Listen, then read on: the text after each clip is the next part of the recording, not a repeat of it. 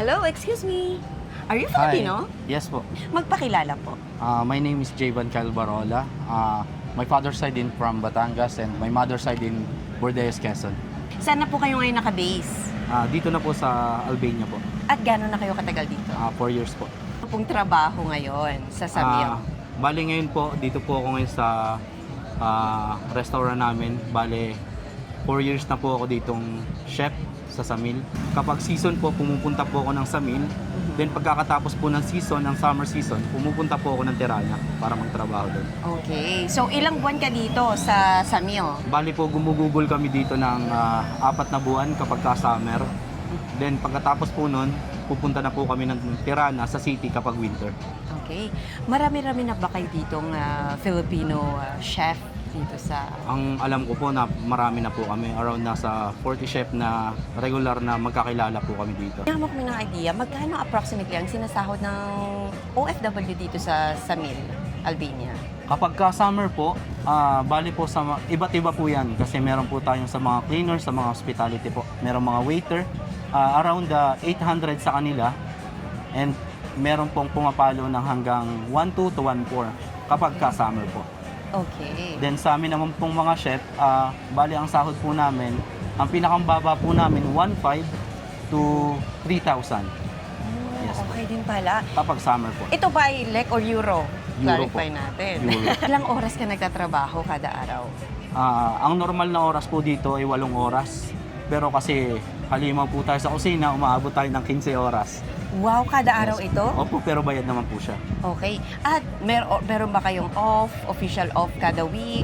Bali, ang usapan po dito kapag nasa summer season ka, pwede mo pong tanggapin na mag-day off ka o pwede naman pong hindi ka mag-day off kasi dito po yung busy time na sinasabi namin. Paano naman ang cost of living? Ito po yung napakaganda dito sa Albania. Okay. Sobrang mura po ng cost of living po dito. Kasi ang pagkain po dito, mga gulay, sobrang mumura po.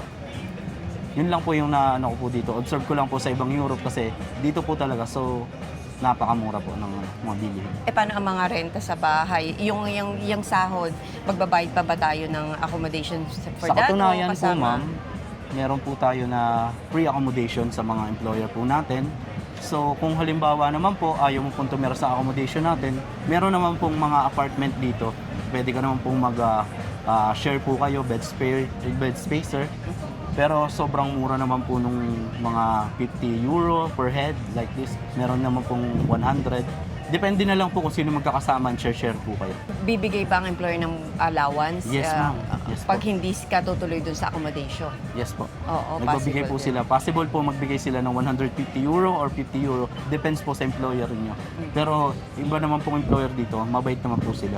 Paano naman sa pagkain? Food Sa pagkain, libre po yun. Dahil sa kontrata po natin, kung babasihin po natin ang kontrata natin, meron po tayong free accommodation, free food. Tell us more about your background. Bali po, hindi po ako nag-aaral ng culinary at nagtrabaho lang po ako sa Pilipinas sa mga local restaurant natin. Then, na-enhance ko po yung talent ko. Then, pagpunta ko po ng Saudi Arabia, naka-4 na taon kontrata po ako, nakatapos po ako doon. Then, pag-uwi ko po ng Pilipinas, nagkaroon po ng opportunity papunta dito sa Albania. Yung mga visa naman natin, processing. Paano yung unang apply nyo? Anong visa ang kailangan nating ma-obtain para makapag-stay and work legally dito sa Albania? Bali po ako ay galing sa Pilipinas noon at dumaan po ako sa Polo. Mhm. Bali po, dumaan po ako sa proper na pagpunta dito. Bali, ang nangyari po sa aking visa noon ay Type D visa. Type D, okay. Yes po. Ano ba iyon? Sige, paliwanag. Bali po, yung sa Type D, magkakaroon ko po ng working visa dito. Approximately 1 year. Mhm. Pagkadating-dating mo pa lang po dito, ipaprocess po ni employer mo yung ID mo para magkaroon ka ng working visa dito or residence permit. Okay. And ang validity ng unang residence permit ay gaano katagal? Bali po 1 year. 1 year. Renewable ba ito? Yes po, renewable po to. Then pagkatapos po nun, magustuhan kayo ng employer nyo is extend hanggang sa Okay. pumaldo. Okay. Itong renewable na pagbabayad ng visa, sagot din ba ito ng employer o tayo pa magbabayad as... Hindi po ma'am.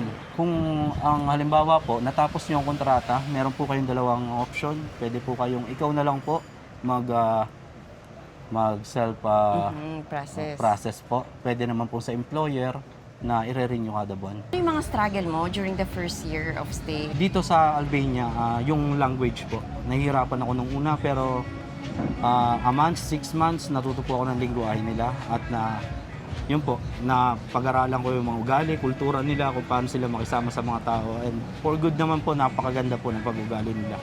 Okay. Ano naman ang isa sa mga culture shock nung pagdating mo dito? Yung culture shock po sa akin is about din sa mga pagkain kasi sanay po tayo, kumbaga sa mga Filipino food, sa Asian cuisine, laging merong mga rice or what. Pero dito po, more on bread and vegetable.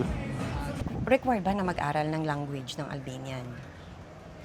Nung una po, ang iniisip ko, required po. Kasi, kumbaga, gawa sa pagtatrabaho mo po, meron ka po kasi mga katrabahong lokal dito na hindi sila nakakaintindi ng English.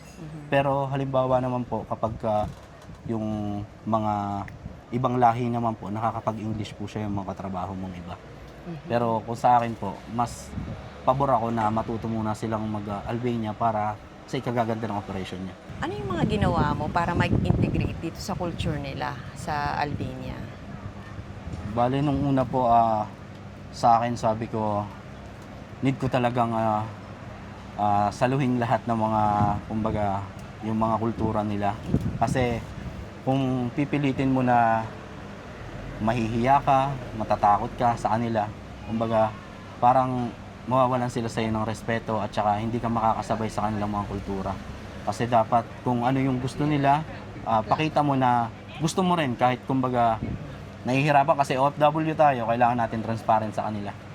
Ang masasabi ko po dito sa Samil, maganda po dito kasi kung tutuusin po, sa pagdating ko po dito sa Samil, kasi first time ko po dito sa Samil na makapagtrabaho kasi galing po ako sa ibang mga summer job.